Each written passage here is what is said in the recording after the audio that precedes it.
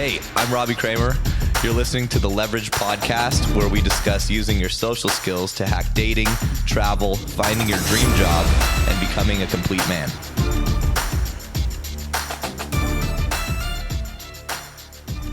So I was figuring for this podcast, we could talk about the fact that we both have girlfriends now.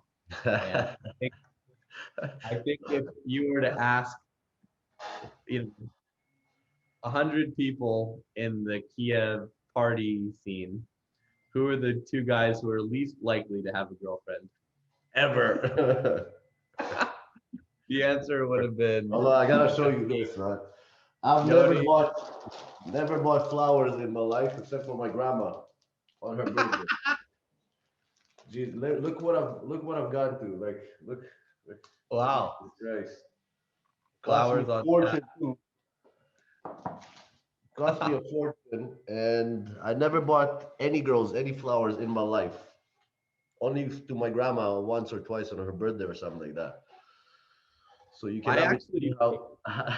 Huh? before I moved to Kiev, I only bought flowers for like my girlfriend on some very special occasions. Never did that either, brother. Never. Because I mean, in the US, if you give a girl flowers who you're not like exclusively dating, she's gonna think you're a loser. Like it's probably the same in Canada too. Here also is the same thing because here she's, like, why did I buy these flowers? Because she's telling me, well, it's not the thing. It's the fact that you think about me and you like want to make me happy. I always Right. had a problem with that, especially in Israel. In Israel, when I lived in Israel, we don't buy flowers because it's kind of embarrassing to be walking with it on the street. Like Totally. I feel like I'm like, I don't know, like a terrible. I walked half a block yesterday when I bought him. I felt so embarrassed. It was ridiculous. I feel the same And the way. I second want to thing put is, like a bag over the flowers so no one can see me and the carrying them. second thing is, I always tell them, listen, you want something that's gonna die in 4 days. It's like giving you death. I don't see the point of, like, maybe it's my Israeli side talking right now, but buying something that will definitely die, not maybe not, they will definitely die, and a pretty slow and fucked up death. Why the fuck Yeah. do you want something like that? And why is it like showing you that, oh yeah, he cares about me, so he's gonna throw this money out in the garbage, basically, because it's something that's gonna die. But this is just for me to like saddle him, into place. That's saying that, oh yeah, like he buys me like useless fucking gifts because he should or he can or whatever. I never understood it. The psychology around it, I feel, is it's like one of those things that's been around so long. People just kind of, you know, go with the flow rather than Let's try go to. for, let's save all these flowers once a month or whatever, and let's go on a trip after. You know, Yeah. let's like write down these flowers that I'm Start supposed a, to. we should start a movement for ban the flower giving. Yeah, don't give death. Don't present Give death. that. I think it's pretty legitimate. My grandma, I would. I I will would. not, and I will not try, and I will never convince her that this is wrong. But like, young girls, modern girls, like, why the hell do you want flowers? For what does it do to you? Yeah. I know. I'm with you.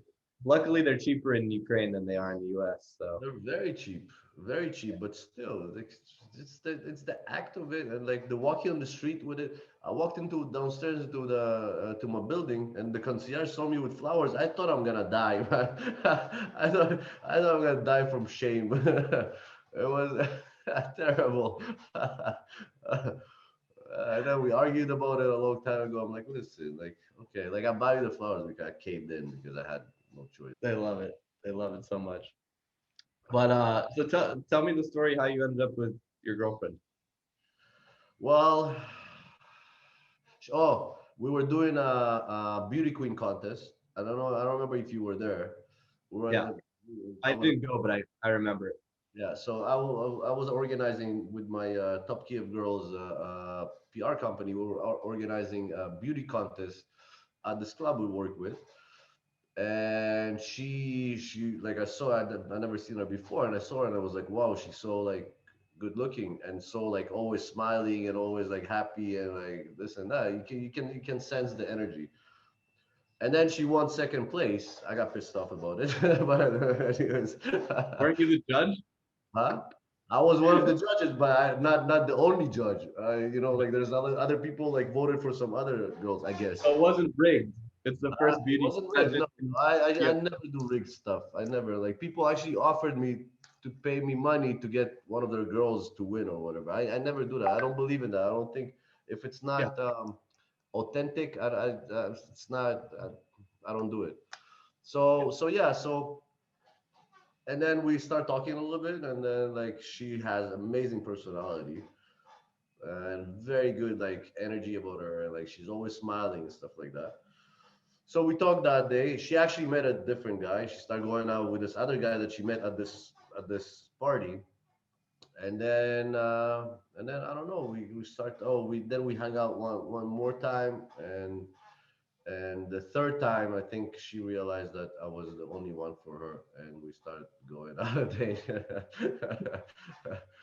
What happened to the other guy? He just kind of went away. The other guy was she had a problem with the other guy. He was like violent and like he's like slapped her. It was actually an Italian guy. I couldn't believe it.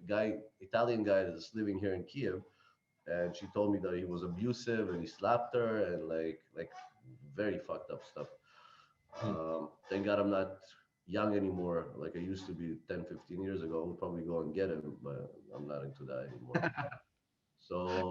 So yeah, so we're just dating, and now it's the stage when she's like, giving me all these, like trying to muscle me into things. The reason I bought the flowers, by the way, is because I told her I'm not buying flowers. She's like, oh, you have to, you have to. What kind of man are you? You don't buy flowers. I'm like, what do you mean? I don't. That's if you want any other kind of men, then there's a lot of them out there.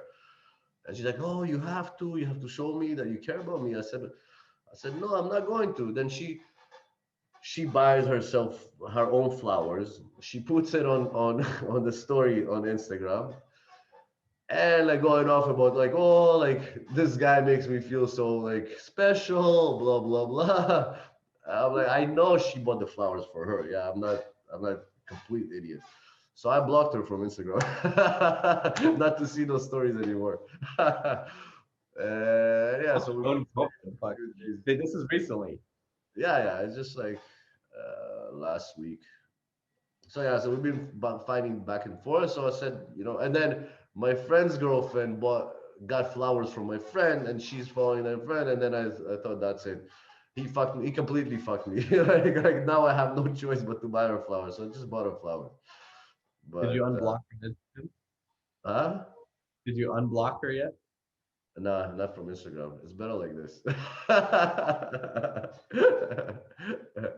It's better like this. It does solve problems to uh, block your significant other on Instagram. It's honestly, it's amazing. Not bad. I love There's it. so many fights that are caused by Instagram. It's unbelievable. You know. Yeah. Well, when she's following your stories and stuff like that, she could interpret something that you didn't mean to be a thing, especially in my line of work and my line of things. I have to be a little bit more, you know, show offy. And Yeah. sometimes she doesn't interpret the stuff, and then she's like, "Oh, what the hell? I saw your story. What is that? What are you doing?" Blah, blah, blah. I'm like, well, it's my image. It's my whatever I do. It's like thing. It's nothing. Nothing bad has been done, but a little bit of thing.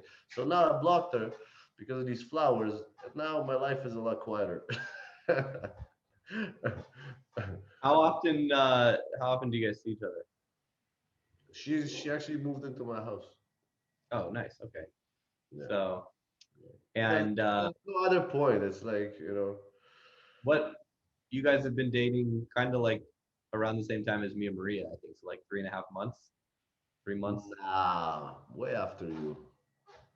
Oh, really? Yeah, so, I think about a month, about 2 months, about something like that.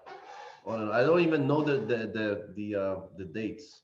On That's for the an event. next conflict I'm gonna have. I have no idea about what date we start dating, what date we. I have no, absolutely no.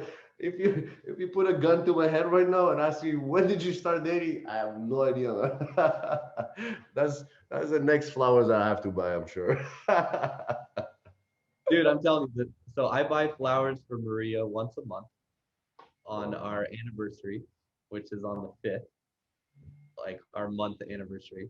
And I mean, for such a easy thing to do, it costs $20. I walk down to the they always sell them in the metro station. Here in Mexico, it's going to be more difficult, so I don't know where the fuck to buy them. But at least in Kiev, they cost $15, $20, and it's like, oh my God, this is the greatest thing ever. Like, she's so happy about the flowers. I'm like, all right, well, should have been doing this a long Bro, time ago. really, it's not the money, it's not the time wasted on it because honestly, it's Yeah, it's a principle, of course, that they're gonna die. I'm with you, but I've just kind of learned to accept that part of it, and that's not gonna change. But but back to, so you guys have been together for a couple months. What I'm curious about is, how did your reputation as, a party animal affect the courtship process? um. Was she I aware of think your reputation? we haven't talked about it, so I think she might be like um denying it or like bottling it up. How Kind did of. she? How did she? How did she join the? So you met her at the At the at beauty the of this, beauty yeah. pageant. How did she get into the beauty pageant? How's she what? Sorry. How did she hear about the beauty pageant? Oh, because her friend that's in our party cycles, and her best friend is actually like somebody that I know for a while. It's Yulia. Okay. It's old Yulia. I don't know if you remember her. Yeah. And she just like she's like, oh, you have to go. You will surely win. And she went and she won second place. Right. She's not from this. Honestly, the reason I'm honestly, but bottom line is the reason I'm going out with her. She's because she's not from our circles of like partying and things. Totally. She's not a If good it one. was, I probably wouldn't take her seriously, and like Right. who The we girl. hang. Exactly. I mean, that's why I, was interested in Maria, because she was not from our circle.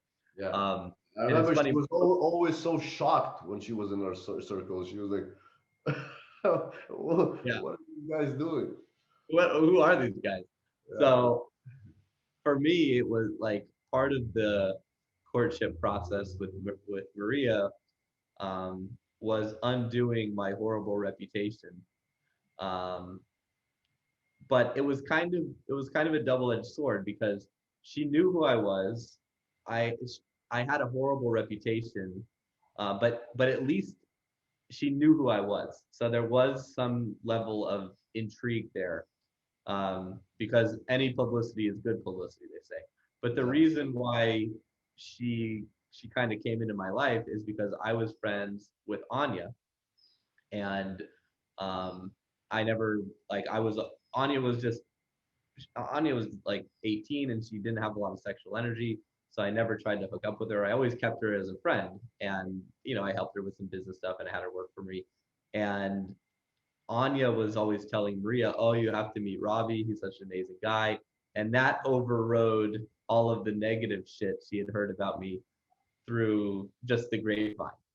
And I feel like most of the negative shit isn't fair. It's a lot of it is tied to, some of the other I guys think in you're right. we You're right know. about there's no such thing as bad publicity thing because it Right. obviously makes makes them interested in you because that's what I tell them. Like not to Katya, the girl that I'm dating right now, but in general, she's like, oh, like girl, you know how girls are like, oh, you like this, that, you party, you fucked half of the city. I'm like, all the girls are around you. I'm like, okay, then go find a guy that nobody wants. Like so it's like the egg and the chicken. Like if Right. if you're popular, there's a reason why you're popular, and everybody wants to hang around with you or be around you.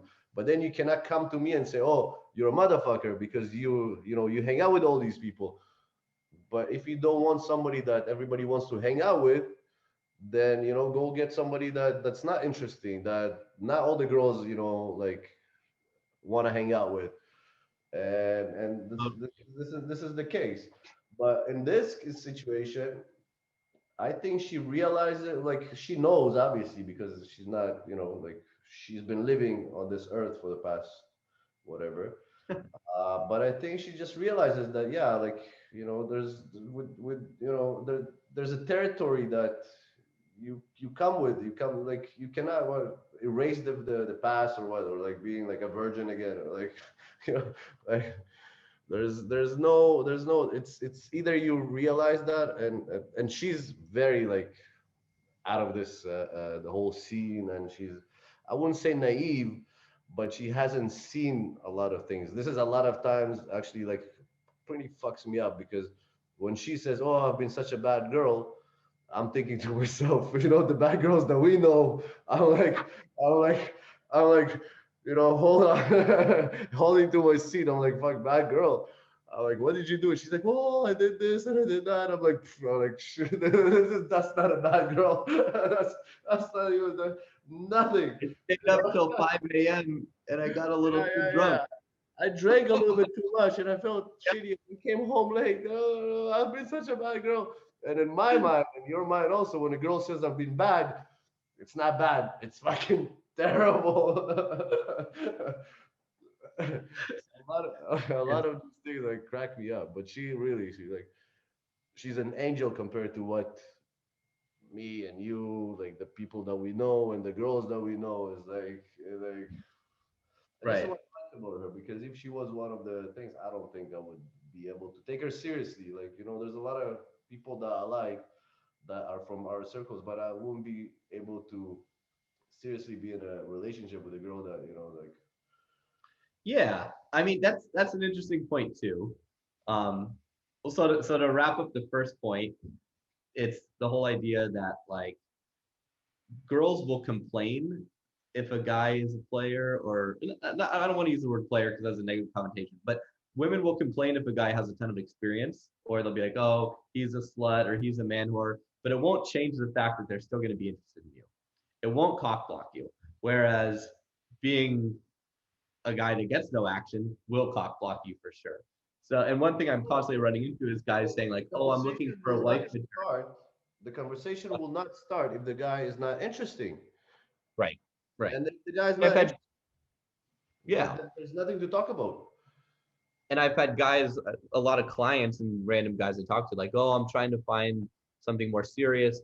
So I don't want girls to know that I'm social and I'm party. I'm like, you're making a mistake. Like, because now she's going to think you're boring and that you have no options. So you're going to, like, girls will forgive you for being a stud. Like, you ever seen the Jim Jeffries difference between sluts and studs?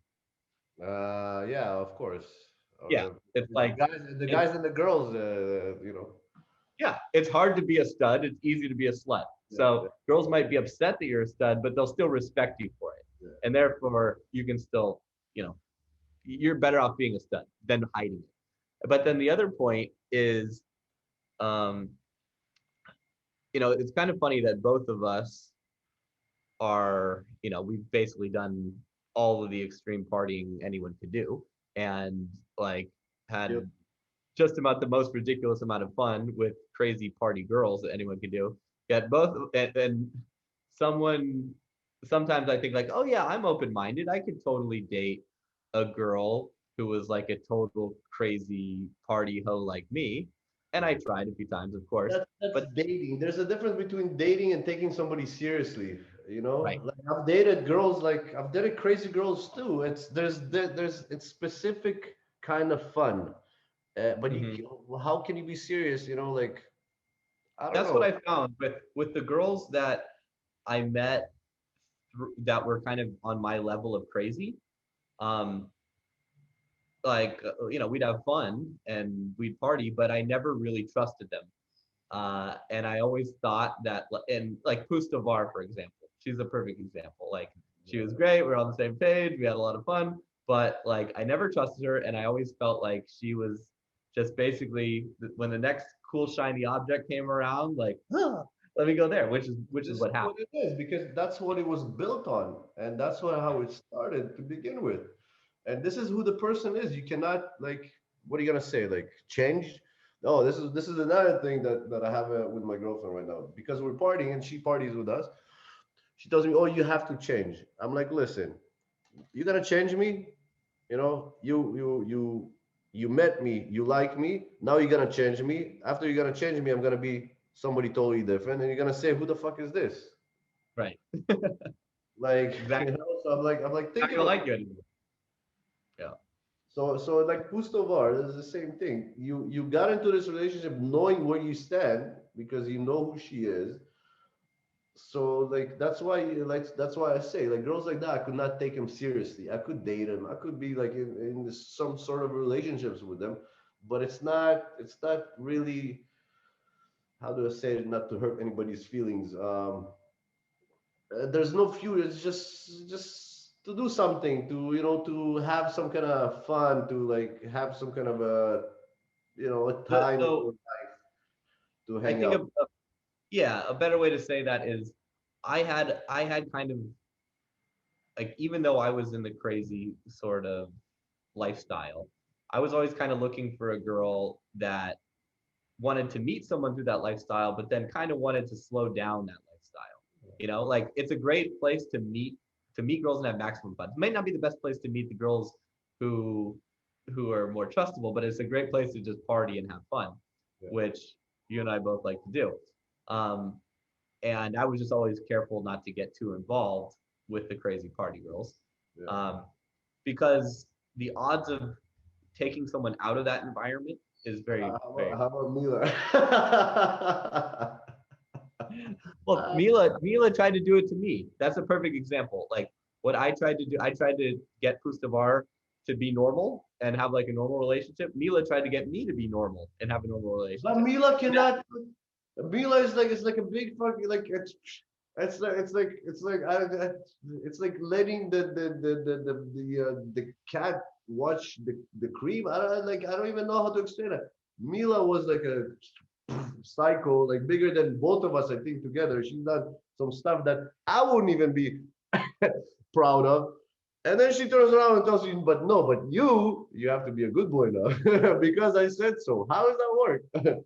I mean, I understand what she was trying to do, because I've done it on the same side too. It's like most people who are in that party scene, I feel like on some level are looking for a partner that they can then exit the party scene with and have more of a normal lifestyle. Everybody is, man. Yeah, Eventually, everybody is looking for love or whatever, or relationship, or everybody is.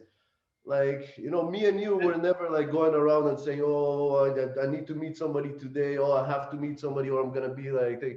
I always took it easy. Like if it comes, it comes. If it doesn't, I'm not gonna get out of my way or like sacrifice my life or my thing for something that is not amazing. So Right. I'm not, even today, I'm not afraid to be, alone for the rest of my life. I don't have any of these issues. So that's why I'm Yeah. more relaxed. The people that That's a actually, really important frame. I mean, that's a very healthy frame. Like if you can't be happy alone, you're gonna have a really hard time being happy with someone because you're now, generating that happiness from them. And it's, that's like a needy sort of vibe, and that's not gonna work. They're gonna feel it. So like your approach to getting in a relationship is what I always, try to promote because that's the healthiest place to be. And it's like, I'm having fun. I'm doing me. If it comes along, great. And if it doesn't, I'm okay. yeah.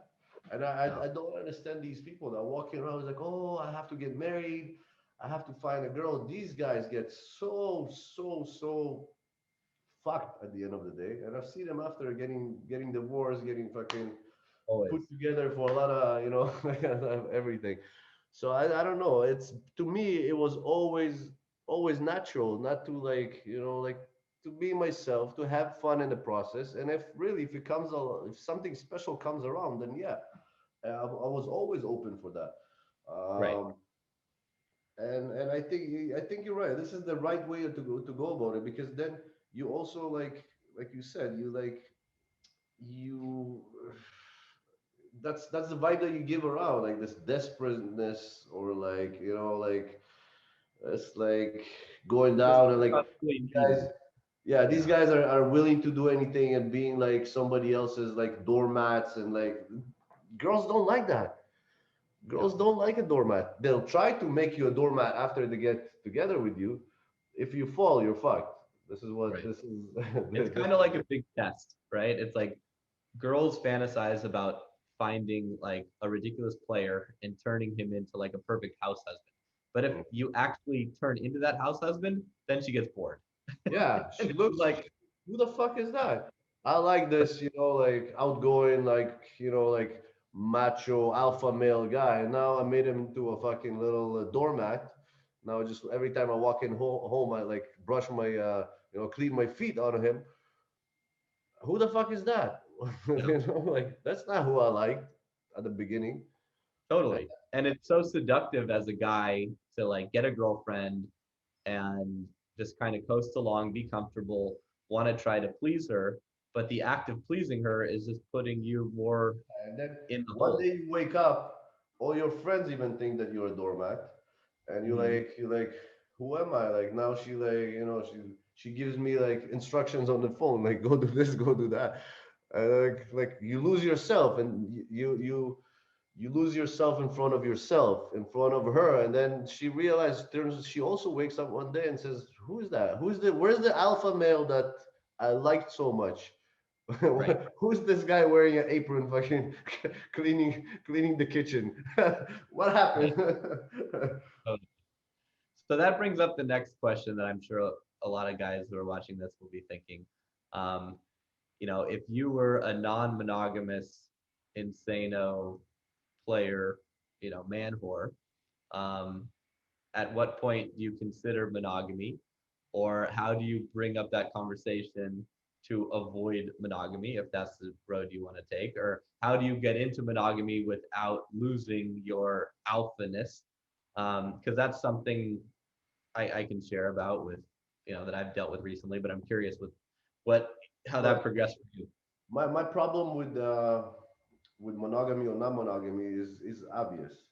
Monogamy doesn't work. Don't tell anybody. It will never work. On the other hand, um, polygamy, yeah, polygamy Uh-huh. is like if it's open and it's out on the table, then it's okay. If you go, I don't believe in like going behind the back and and doing stuff, and especially somebody that you like and trusts you, and like going and doing like like basically backstabbing that person. I don't believe in that, but I So don't you don't believe believe in what about don't ask, don't tell?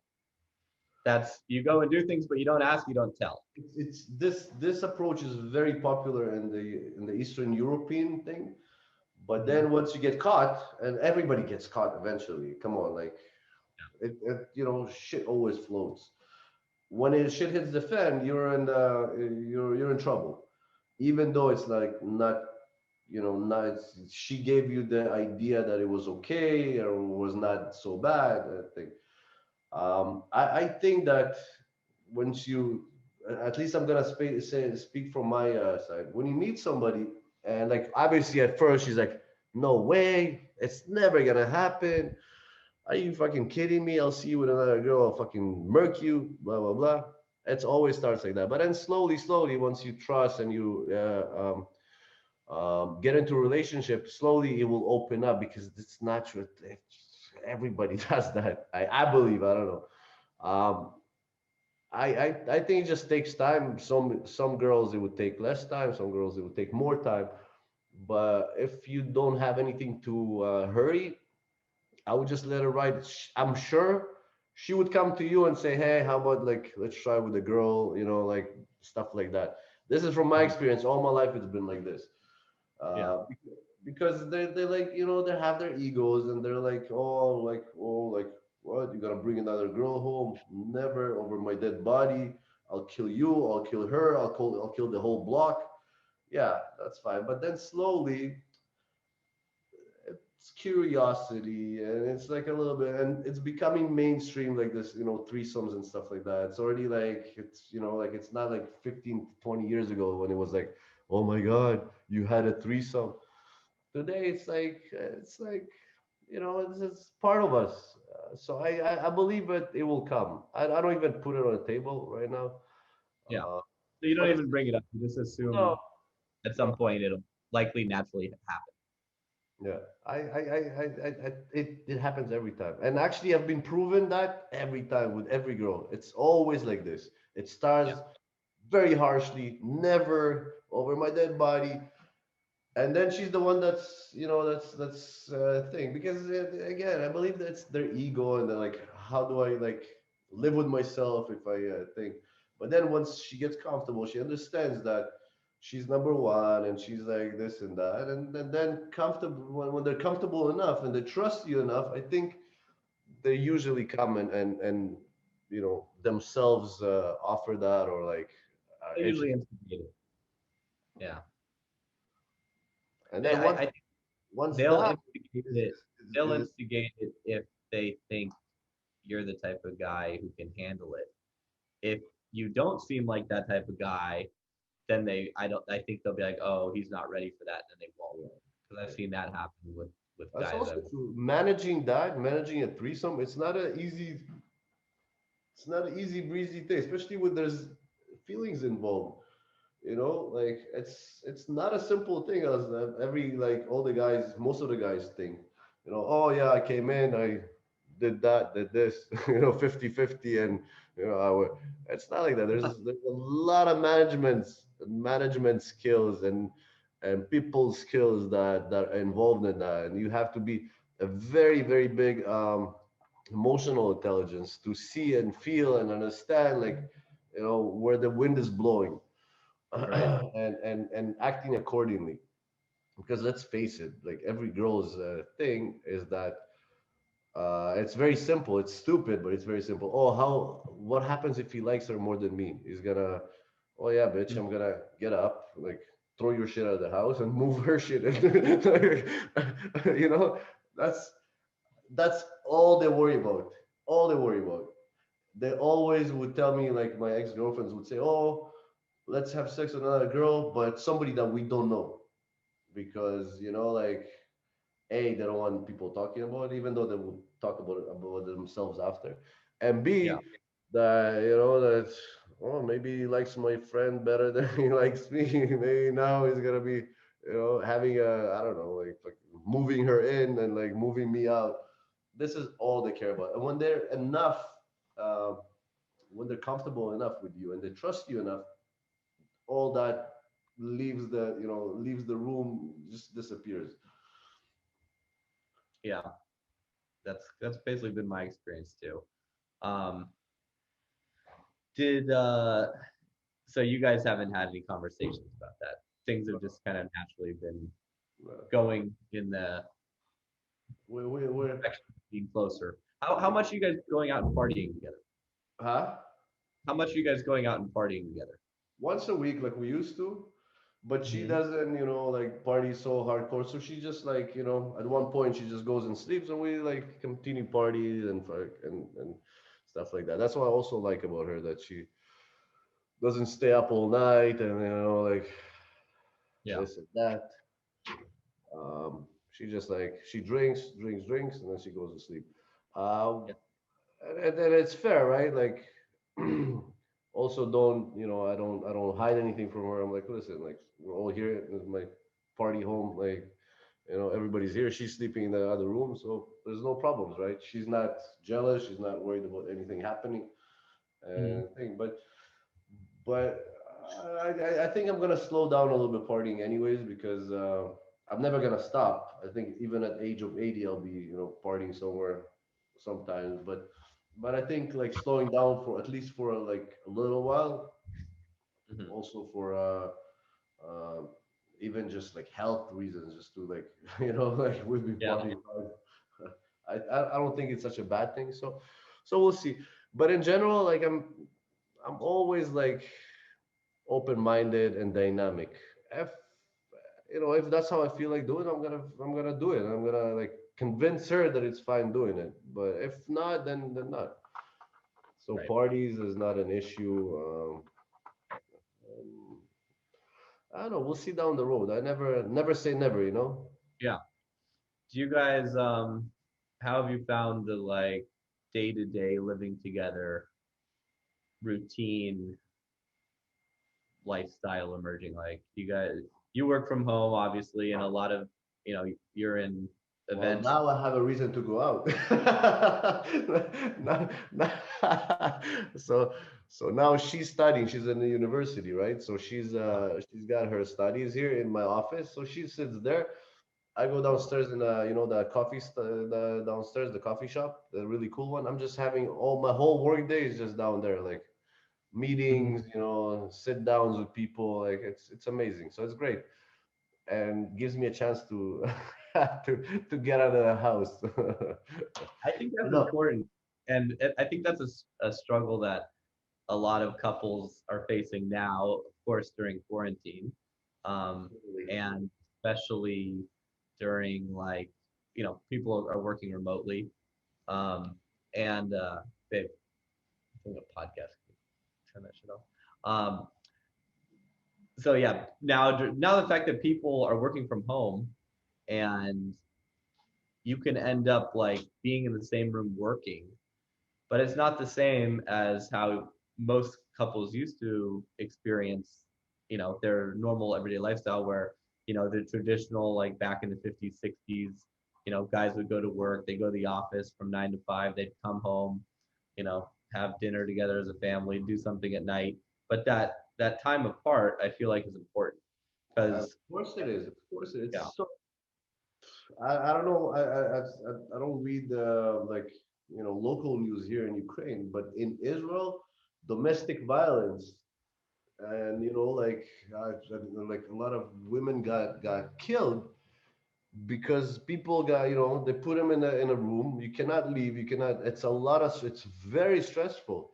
Like not only girls, like with guys, I cannot be always like I need like to go. I need to think about my stuff. I need to like I cannot be always like in the same thing. Yeah, when you have the honeymoon period and stuff like that, okay, but that's not reality. Reality right. is really like it's very very very mentally challenging to be stuck in one person in like in a box. Yeah. In Israel, domestic violence went like hundreds of percents up, like crazy. But I can see that it's not, that's why I claim that, this whole quarantine and all this whatever like lockdowns for Corona is actually the medicine is more more hurting than the, than the virus itself because Totally. men like even sitting like by yourself, first of all by yourself, being on lockdown by yourself, not being able to do anything, it's very challenging mentally. Then it's even more challenging when you have somebody that like your wife, that let's face it, not everybody fucking even likes their wives, and then she's like she's got her opinion, you got your opinion, and then like this and that, but then you cannot leave because usually you at least know that you can get up and leave. Here you just say like I have to listen to this, and then you snap, and then anything can happen, you know Yeah. and then Imagine being in a situation where you're with a woman who you're not, like your marriage or your relationship is kind of on the rocks, and then you've got 2 or 3 kids, and the kids are now at home because schools are closed, and you're all stuck together. Oh my God. really Like, I don't know what I would do. Bro, I would jump from the window. I don't understand. Like, and I know like a lot of my friends like back home, back in Canada, that are in a marriage that they are already just there, just not to lose their shirt on the divorce, or because of the children. They always find a reason why to stay. But let's face it, they hate each other, like hate each other passionately, and being in that situation and then locking yourselves against your will. I don't know what I would do, honestly. I don't know if I never hit a woman in my life, But in this situation, I don't know. It could be Yeah. really. People are driven to crazy things. Well, it it kind of goes back to the, you know how they say like during times of horrible economic collapse or recession, people that have positioned themselves make the most money, right? So, and people who don't see it coming or who didn't position We're themselves not properly can prepared get for a fucked. crisis. Yeah. And I think the same goes for socially, where I know so many guys that, you know, they were like, yeah, I'm just going to focus on work, or, you know, they didn't put in the time or effort in their social life prior to Corona. And now that, you know, it's If you tough to were take a girl on alone, a date. now you're 10 times more alone. Yeah. Exactly. You can't take a girl on a date because shit's closed. Girls are hesitant to meet and they're flaky because they don't want to get Corona and bring it back to their, you know, parents or And aging you're grandparents. already reflecting something that is not, it's like psychologically, like it's a momentum, I guess, or whatever, or like enough experience that when you even in messages, when you talk in messages, sometimes, I feel that you're hesitant or your thing. So if you didn't have this for the past 10 years, you didn't practice your social skills, your you know just by typing SMS, like texting to a girl and trying to get her like thing, you already project uncomfortable Yeah, situation. Without you saying it, she feels that totally. something is not a thing, and it's gonna be very hard for somebody that is um, not even like very good at it, but just feeling comfortable with speaking with other girls and just being yourself and being comfortable. It's very important. But once you don't put in any effort to that, and you always at home in front of a computer working, yeah, important stuff. um, Once you don't practice just speaking and just like communicating with people in corona times, this will like come Yeah. out 10 times more, and it will be very hard. Like I really feel sorry for people like that, and I would, if I can help, you will leave my information there when we're done. Yeah. Yeah, for sure. I'll drop that If you there. want to And yeah, chat, just to wrap up, because I yeah, think we covered a lot of interesting points. One is don't change for a woman, right? Um, yeah.